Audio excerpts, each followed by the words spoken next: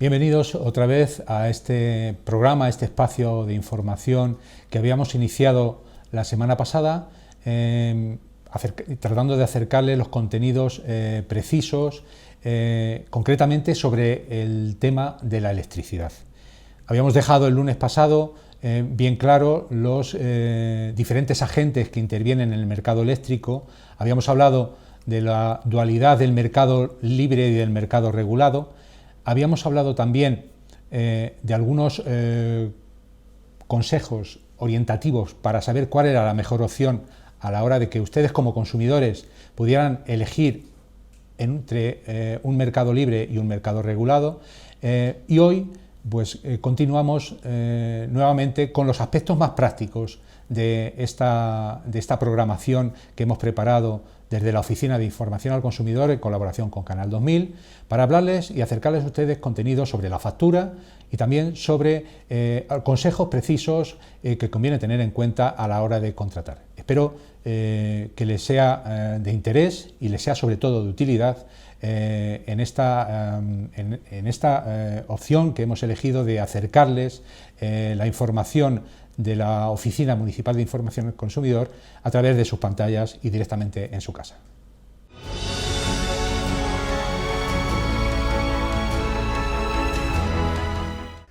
Hablemos de las facturas y contemos un poco sobre ellas. Es importante, para saber las condiciones de nuestro contrato y cómo repercute eso en lo que nos van a cobrar las compañías eléctricas, saber interpretar la factura que nos remiten mensualmente. No es fácil porque todo el mundo hemos tenido la factura delante y vemos que hay mucha información, que en principio no es malo, pero si esa información no somos capaces de seleccionarla y de aislarla y de separarla, pues puede ser más complicado que otra cosa. Entonces vamos a intentar dar algunas pistas de cómo interpretar los elementos más básicos de esa factura. Fundamentalmente, las facturas de las comercializadoras reguladas. Y digo las comercializadoras reguladas porque en principio tienen estipulado un modelo básico en el que todas las compañías reguladas se basan y por lo tanto, salvo apariencias de colores o de poco más, básicamente la distribución de las facturas pueden ser la misma. Normalmente tenemos 3 páginas, pero sobre todo en las 2 primeras es donde nos vamos a encontrar los datos más interesantes. Vamos a tener el importe, vamos a tener la energía consumida, vamos a tener la potencia, el alquiler del contador, los impuestos que pagamos, tanto el impuesto eléctrico como el IVA y una serie de cuestiones más. Si nos centramos en la primera página, la vamos a dividir en 3 partes. En el tercio superior, que es lo primero que vemos nada más abrir la factura, nos vamos a encontrar los datos más básicos. Nos encontramos la identificación de la empresa que emite la factura, la comercializadora, con su nombre, su logo. Luego nos vamos a encontrar los datos de la factura de electricidad, que incluyen básicamente el importe total que vamos a pagar, el número que tiene la factura, el periodo de consumo que nos están facturando y la fecha en la que nos van a pasar al cobro esa factura al banco, o en caso de que no la tengamos domiciliada, pues a la fecha límite que tenemos para poder pagarla en efectivo. Debajo de todo esto vamos a tener un resumen de la factura. Aquí nos indican, además del total, otra vez de lo que tenemos que pagar, nos indican los distintos conceptos que nos están cobrando. Conceptos como, por ejemplo, la potencia contratada, lo que pagamos por energía consumida, lo que pagamos de impuesto de electricidad, lo que pagamos de alquiler del contador y el IVA. En caso de que fuésemos beneficiarios del bono social, aparecería aquí también un importe negativo, indicando que es una cantidad que nos descuentan del total a pagar. Y por último tenemos los datos de correspondencia, o lo que es lo mismo, el nombre y la dirección de la persona que va a recibir la factura, que normalmente suele ser el titular del suministro, pero que perfectamente podría ser otra persona si así se lo indicamos a la compañía. En el segundo tercio de la primera página nos vamos a encontrar la información del consumo eléctrico. Aquí podremos descubrir cuántos kilovatios hemos consumido. A la izquierda estarán la última y la penúltima lectura que hayan hecho de nuestro contador. Y lógicamente la diferencia entre ambas va a ser el número de kilovatios que hemos gastado en el periodo facturado. En caso de tener discriminación horaria, pues aparecerían las lecturas para cada periodo considerado, el periodo valle y el periodo punta, y también aparece un dato que a veces es importante, que es el número que tiene nuestro contador. Y a la derecha, en este segundo tercio, tenemos un gráfico de barras en las que nos va a indicar qué consumos hemos tenido en las últimas facturas y que, pues, de alguna manera nos puede dar una pista de si hemos subido, bajado o nos hemos mantenido en el consumo a lo largo de los meses. Y para terminar con esta primera página, el último tercio, la última parte de la página al final, tenemos mucha información, a pesar de que está con letra pequeña, pero aunque esté con letra pequeña, pues es importante, porque aquí tenemos los datos del contrato. Lo primero que nos encontramos son los datos del titular, el nombre y el DNI, y la dirección donde se encuentra el suministro. Lo que tenemos que saber es que la persona que aparece aquí no tiene por qué ser la misma que aparecía más arriba, cuando decíamos la persona que recibe la factura. Aunque normalmente pues suele coincidir, si no se ha dicho otra cosa en contra.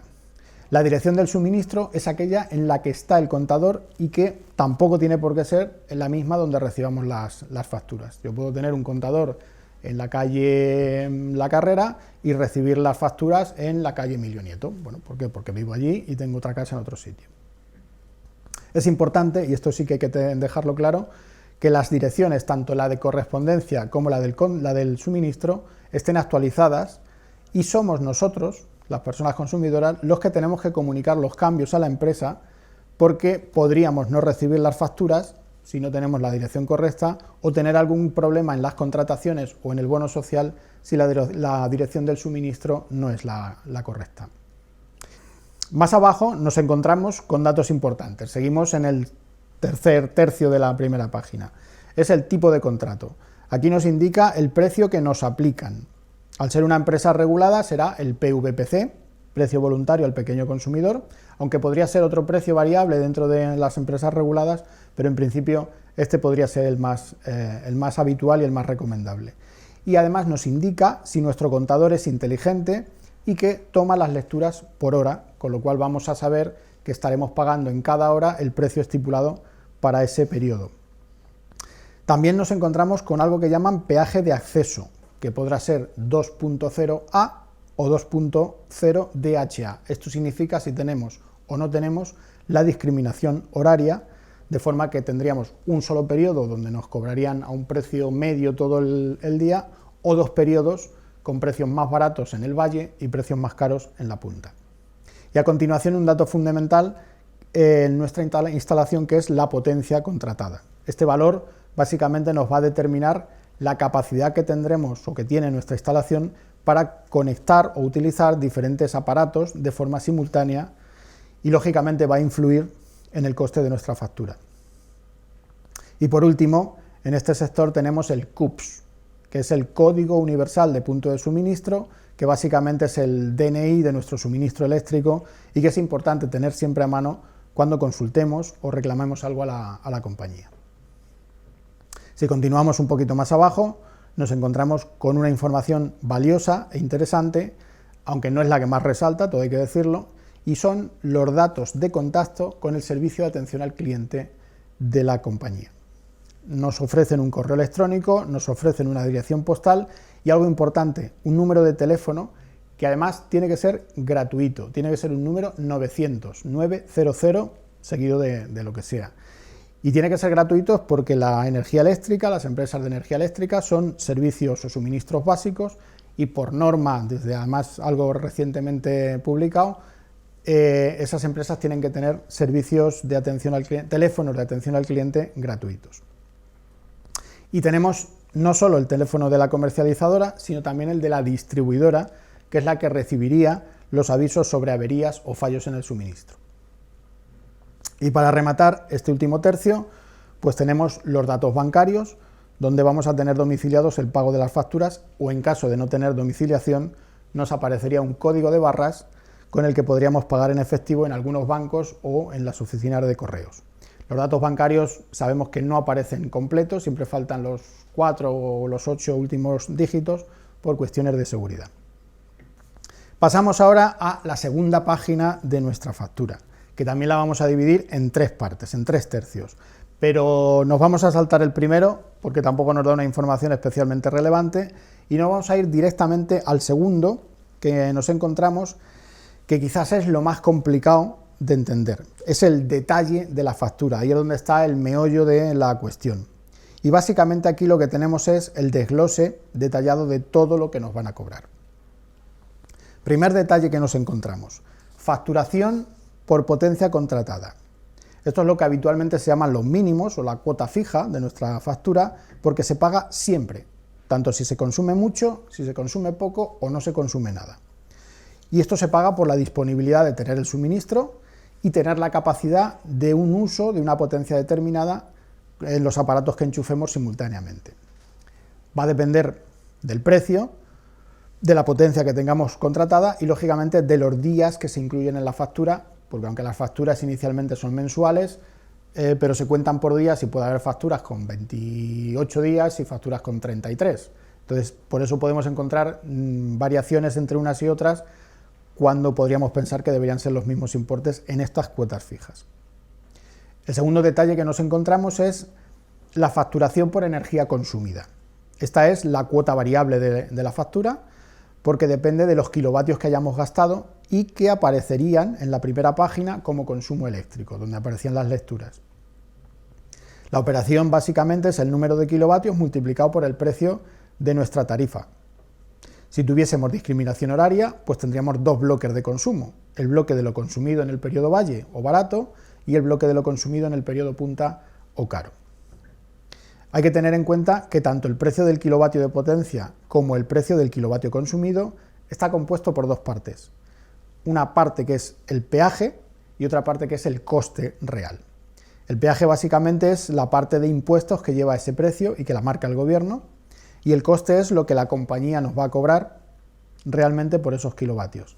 Y las facturas de las empresas reguladas dividen el precio en esas dos partes para que sepamos lo que pagamos por una cosa y por otra. Y en la tercera parte del detalle nos encontramos una serie de conceptos que van desde el coste del alquiler del contador, que nos cobran por cuenta de la distribuidora, y aunque existe el derecho de tener el contador en propiedad y por lo tanto no pagar alquiler, tendríamos que comprarlo y además deberíamos asumir su mantenimiento y las posibles averías que surgieran en su funcionamiento. En caso de que tuviésemos bono social eléctrico, tuviésemos concedido el bono social, también aparecería en esta parte de la factura como un descuento en la relación de cantidades y que podría suponer pues entre un 25 o un 40% de bonificación, aparte de los kilovatios consumidos, así como en la potencia o en la parte fija. También tenemos el impuesto sobre la electricidad. Es un impuesto que grava tanto el importe de la potencia como el de la energía consumida y supone un 5,11% de esas cantidades, y que se estableció en principio para compensar las ayudas al carbón que producían la energía eléctrica. Y luego tenemos el IVA, que es el 21%, que curiosamente se aplica incluso sobre el impuesto eléctrico, que curiosamente, repito, es un impuesto, el único impuesto en España sobre el que se paga impuestos. Y para terminar el recorrido por la factura eléctrica, llegamos al último tercio de esta segunda página, aunque podría estar en la tercera si el apartado anterior fuese un poco largo, ¿no? Y son los datos de interés. Aquí nos hablan desde la normativa que se aplica a los peajes que pagamos hasta la manera que tenemos para hacer una reclamación. Pero es interesante destacar que si tuviésemos el bono social eléctrico, aquí también nos informarían de la fecha de vencimiento del mismo y por tanto cuándo tendríamos que renovarlo. Y un dato importante es que nos informan del importe que tendría nuestra factura si la tuviésemos calculada con discriminación horaria, en caso de que estuviésemos en una tarifa normal, o al revés, en la tarifa normal si tuviésemos la discriminación horaria. Con lo que nos va a dar una información valiosa para decidir qué tipo de tarifa, si normal o discriminación horaria, nos interesa más.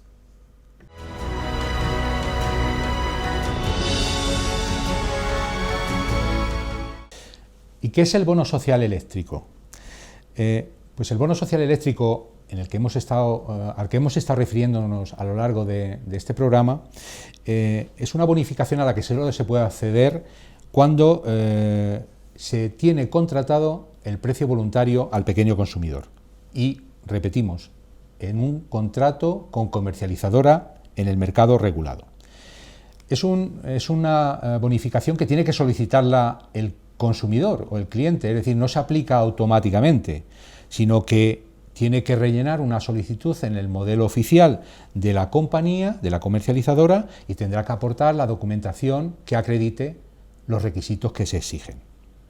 Solo se aplica al suministro de la vivienda habitual, en la que vive y está empadronado la persona titular y su familia, no a segundas residencias.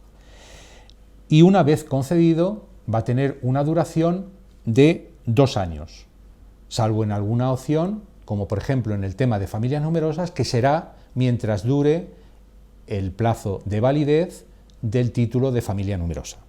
Una vez que vence ese plazo de 2 años o el título de familia numerosa, el consumidor, el cliente, tiene que volver a solicitar, que se llama una renovación, aportar otra vez todos los documentos que acrediten que sigue cumpliendo los requisitos y cumplimentar el formato oficial. Esto se puede realizar directamente en la oficina o en la oficina de consumo o también en servicios sociales.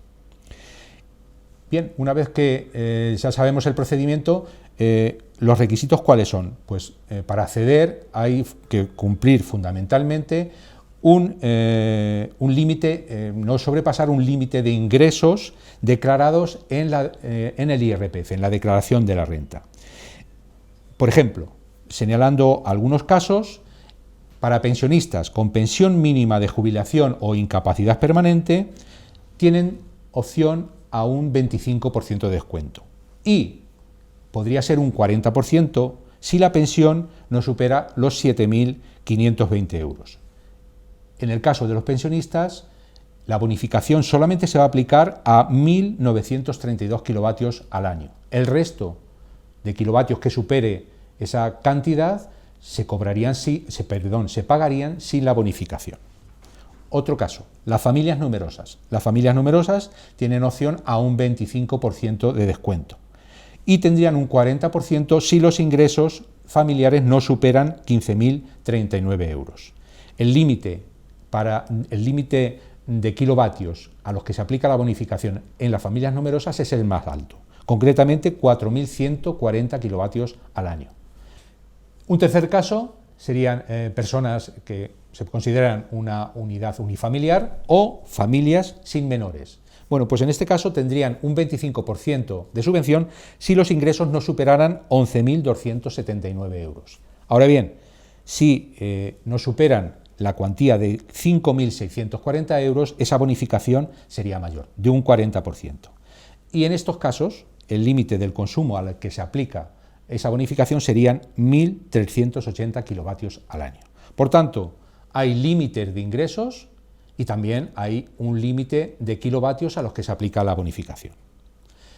Esos límites de ingresos podrían ser superiores cuando se cumplen una serie de circunstancias especiales que vienen bien definidas. Por ejemplo, cuando el titular o existe en la unidad familiar una discapacidad igual o superior al 33%, cuando se puede acreditar que tienen la consideración de víctimas de violencia de género o del terrorismo, por ejemplo, cuando se puede acreditar que existe una dependencia de grado 2 y 3, o en el caso también de familias monoparentales. Son circunstancias especiales que hacen que esos límites de ingresos para acceder al bono social sean mayores y por tanto puedan entrar con más facilidad. Por último, desde octubre del 2020 hay una posibilidad también para solicitar el bono social a aquellas personas que hayan incidido y que se les haya sobrevenido una vulnerabilidad económica, fundamentalmente por circunstancias a consecuencia del COVID. Es un apartado nuevo que, como hemos dicho, desde octubre del año 2020 se incluye en la legislación del bono social. De todo esto os podemos informar en la Oficina de Información al Consumidor, además haciendo a veces una simulación que podemos a la que podemos acceder en Internet, porque hay algún simulador que nos permitiría, metiendo datos de renta, saber si la persona que quiere consultar si puede acceder al bono social va a tenerlo o no va a tenerlo.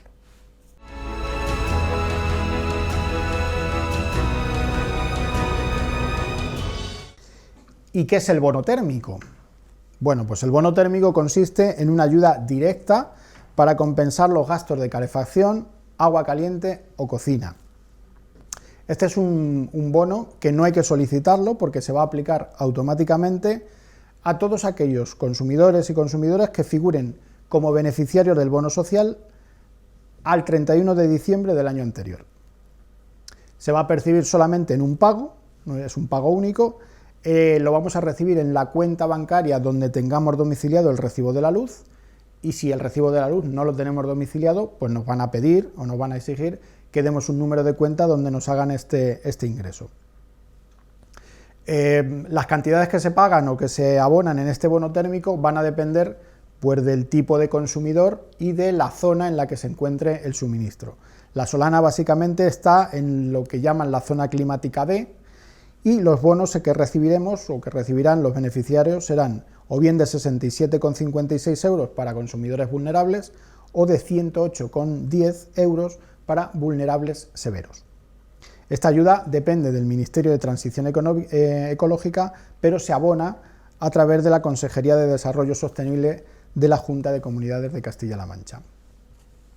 Esto se crea no como una medida permanente, no es algo que va a estar ahí siempre, sino que es una medida transitoria y que está siempre condicionada año tras año pues a que los presupuestos anuales lo incluyan y que haya suficiente para poder cubrirlo.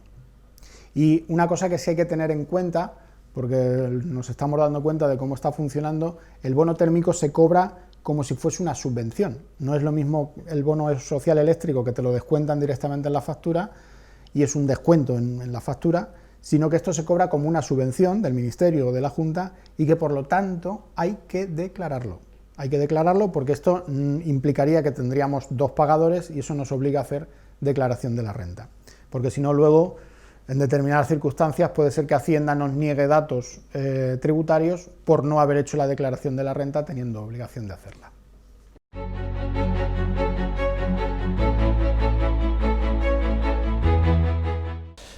Bien, como estamos diciendo, en el mercado liberalizado también existen una serie de actuaciones que permiten una flexibilidad para los consumidores. Por ejemplo, la capacidad de elegir libremente la comercializadora con la que queremos contratar. Hemos señalado que sí podemos contratar en el mercado regulado o en el mercado libre y hemos dado pues una serie de pistas y una serie de datos para que ustedes puedan realizar la mejor opción. También dentro de cada uno de los mercados, el mercado libre o mercado regulado, el consumidor puede elegir la tarifa con discriminación horaria o sin discriminación horaria, que podríamos decir la tarifa normal. ¿Qué es esto? Bueno, pues ustedes saben que hay una serie de horas al día que el consumo de electricidad puede ser más caro. Bien, cuando tenemos una tarifa normal, todas las horas se va a hacer una media, aunque realmente en el mercado regulado el precio de cada hora puede ser diferente, pero se va a hacer una media, con lo cual en la tarifa normal no se va a aplicar esa diferencia que pueda haber entre las horas caras y las horas baratas. Eso lo tendremos siempre que acudamos o que solicitemos que nos apliquen la tarifa de discriminación horaria. Y esa tarifa de discriminación horaria, actualmente, ¿cómo está? Pues, por ejemplo, hay dos tipos de horarios. En invierno, el horario con discriminación horaria distingue. Desde las 12 del mediodía hasta las 10 de la noche son horas caras. Y desde las 10 de la noche hasta las 12 del mediodía siguiente son las horas baratas. Horas caras que se conocen como hora punta y horas baratas que se conocen como hora valle. Hay una diferencia notable, aunque hemos visto que efectivamente en discriminación horaria dentro del mercado regulado los precios siguen siendo todavía más bajos que en el mercado libre. Bien, este horario en verano se modifica y se adelanta una hora, con lo cual las horas caras serían desde la 1 del mediodía hasta las 11 de la noche y las horas baratas desde las 11 de la noche hasta la 1 del mediodía siguiente. Una modificación más que posiblemente nos llegue en junio de este año, según están avisando, y es que posiblemente todos los consumidores vamos a tener tres tipos de horas. Va a haber horas caras, horas baratas y horas intermedias. Pero como no queremos liar tampoco el asunto, ahí estaría, hasta junio, habría que esperar hasta junio para ver cómo se decide esta situación. Sí es verdad que se anuncia y se dice que con discriminación horaria seguirá siendo mucho más económico el precio que pueda pagar un consumidor en su factura. Y además lo que se pretende, lógicamente, es un uso razonable y sostenible de la energía. Otro punto que queremos tratar es, y que hay que tener en cuenta cuando cambiamos de comercializadora, es que podemos también modificar la potencia. Hay que saber que esta modificación puede tener un coste por intervención en los contadores, que puede ser 11 euros, que se paga solamente en la factura siguiente a la fecha en que nos hagan esa modificación. Y que solamente esa modificación de potencia se puede hacer una vez al año. Se puede solicitar reducir la potencia, que no tendrá mayor inconveniente, solamente pagando ese importe de intervención en contadores. Pero también se puede solicitar subir potencia. Pero claro, aquí a lo mejor puede intervenir otra circunstancia, que voy a intentar aclarar. Puede ser que la compañía distribuidora, en este caso, nos comunique que hay que pagar no solamente el importe de la intervención en contadores, sino también unos derechos de acometida, que es algo superior. Y además hay que tener muy en cuenta si la instalación tiene una antigüedad superior a 20 años, la distribuidora podría exigirnos el boletín, el certificado de la instalación, que hacerlo de una forma, nuevamente, porque se entiende que esa instalación habría que revisarla y tendría que intervenir un instalador autorizado, con lo cual al coste, o a los costes que ya he dicho, podría sumarse la intervención del instalador autorizado. Lógicamente, el certificado de la instalación hay que tenerlo siempre presente en la subida de la potencia, porque indudablemente si el certificado de la instalación indica que solamente admite una potencia de 5 kilovatios, no podemos pretender subirla a 6, 7 u 8 kilovatios. Habrá que ajustarse al certificado de la instalación y si no, habrá que modificarlo precisamente con uno nuevo. El cambio de comercializador siempre es gratuito y se debe llevar además a cabo en un plazo máximo de 21 días. Creo, por la experiencia que tenemos en la Oficina de Información al Consumidor, que esto se realiza de una forma mucho más rápida. El nuevo comercializador es el encargado de realizar todos los trámites, es como una portabilidad en los teléfonos móviles. El consumidor se dirige a la nueva empresa con la que quiere contratar o hacer el cambio de comercializadora y realiza todos los trámites y se va a encargar de enviarnos el contrato correspondiente a nuestro domicilio.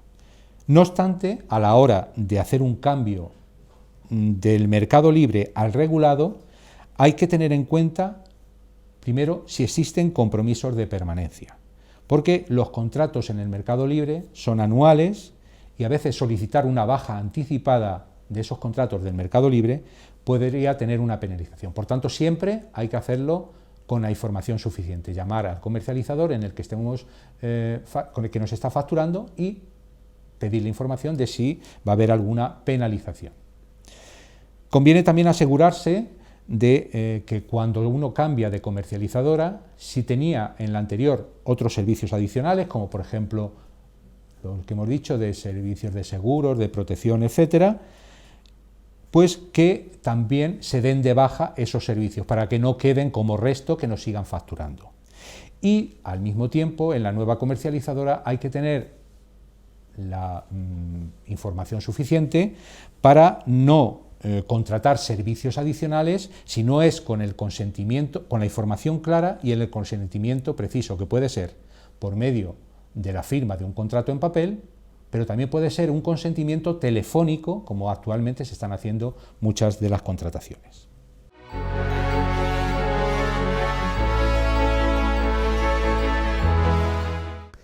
Vamos a hacer una serie de advertencias o recomendaciones de situaciones que nos podemos encontrar en el mercado eléctrico y que pueden no ser demasiado recomendables. Tenemos que tener cuidado, por ejemplo, con las tarifas planas. Las tarifas planas son tarifas de compra anticipada de energía durante un año, que tienen unos topes de consumo y que el exceso de esos topes de consumo se pueden pagar a unos precios bastante altos.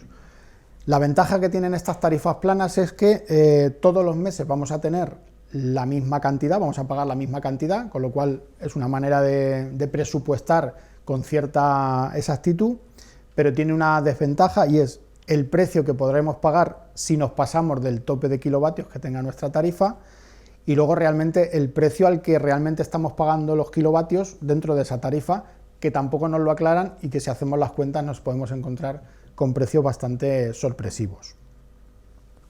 También hay que tener en cuenta y hay que tener cuidado con los servicios adicionales que nos ofrecen generalmente las empresas de mercado libre, pero últimamente las de mercado regulado también están empezando a tener este tipo de productos adicionales.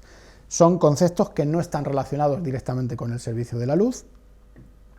Son, por ejemplo, servicios de revisiones de calderas, servicios de asistencia en el hogar durante 24 horas, mantenimiento de electrodomésticos, mantenimiento de la instalación eléctrica, seguros, en definitiva, servicios de urgencia pues hasta de cerrajería y que se van a pagar de manera individual o aparte del suministro de luz y que de alguna forma van a estar incrementando el importe total de nuestras facturas. Decía que inicialmente todos estos servicios adicionales solo eran las tarifas de mercado libre o las empresas de mercado libre las que podrían incluirlo, pero ahora también se están ofreciendo en el mercado regulado y tenemos que tener claro que si no queremos, no tenemos por qué contratar este tipo de servicios. El problema es que estos servicios generalmente están asociados, o las empresas los asocian, a descuentos en el importe de la energía. De manera que cuando nos ofrecen el descuento es con la condición de que contratemos estos servicios y si no contratamos estos servicios, pues no hay descuento. Básicamente lo que tenemos que tener claro es que si los elegimos nosotros, los consumidores, pues está bien, lo hemos elegido y lo pagamos y está ahí el servicio y de hecho lo dan, pero que si no lo hemos elegido, pues estamos incrementando con un importe extra mensual que posiblemente va a ser innecesario. E incluso con descuentos que nos ofrecen con estos servicios, pues a veces el precio del kilovatio pues puede ser más caro en el mercado, sobre todo en el mercado libre, que en el mercado regulado, incluso con los descuentos.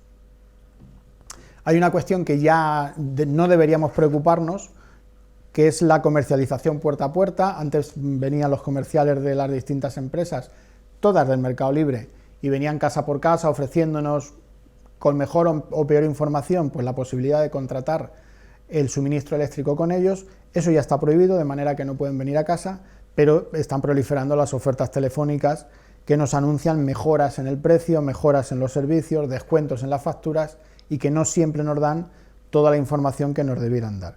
Tenemos que tener en cuenta que el consentimiento que nosotros hagamos en una de estas llamadas telefónicas y que aceptemos en una grabación es completamente legal, porque es una manera de contratar, pues una contratación telefónica, y que nos va a obligar a cumplir todo lo que hayamos contratado, pues en cuestión de pagos de precios y en cuestión de periodos de tiempo contratado. En cualquier caso, sí que tenemos que saber que para cualquier contratación que hagamos a distancia, entre ellas las contrataciones telefónicas de las que estamos hablando, existe un periodo de desistimiento, un derecho de desistimiento que se extiende durante los 14 días siguientes a la contratación y durante ese periodo nosotros podemos desistir, podemos cancelar el contrato sin ningún tipo de explicación y sin ningún tipo de coste, con lo cual también tenemos que tener en cuenta esa opción, que bueno, pues si hemos contratado y luego recapacitamos y vemos que el contrato no es lo que pensábamos que era, siempre tenemos la posibilidad en esos 14 días, no nos pasemos porque si nos pasamos es complicado, en esos 14 días tenemos tiempo de cancelar el contrato. Bueno, y hasta aquí este primer programa de información sobre un tema que creíamos y consideramos muy importante, sobre todo por el volumen de demandas que venimos atendiendo en la Oficina Municipal de Información al Consumidor, y un tema importante porque afecta muy directamente a nuestro bolsillo. Si queda algo pendiente, ya saben dónde encontrarnos, en la oficina de la OMIC, en la Oficina Municipal de Información al Consumidor, en el edificio Don Diego. Ahora atendemos con cita previa, las circunstancias sanitarias no lo imponen, pero atendemos lógicamente con todas las garantías sanitarias. También se pueden dirigir a nosotros por teléfono en el 926 63 45 87 o bien también a nuestro correo electrónico omic@lasolana.es. Solamente quiero indicarles que también cuando acudan a la Oficina de Información al Consumidor, para evitar desplazamientos o reiteradas visitas, hay que aportar siempre la documentación precisa que acredite pues, cualquier compra que se haya hecho, facturación que hayamos recibido, porque todo ello facilita indudablemente la tramitación de las consultas o la tramitación de las reclamaciones que les hagamos llegar. Y les animo, como ustedes ya conocen, que no deben dejar pasar de estar informados, de atender siempre cualquier duda que tengan por medio de la información de la OMIC y bueno, pues hasta el próximo programa que podremos tener en este canal de OMIC.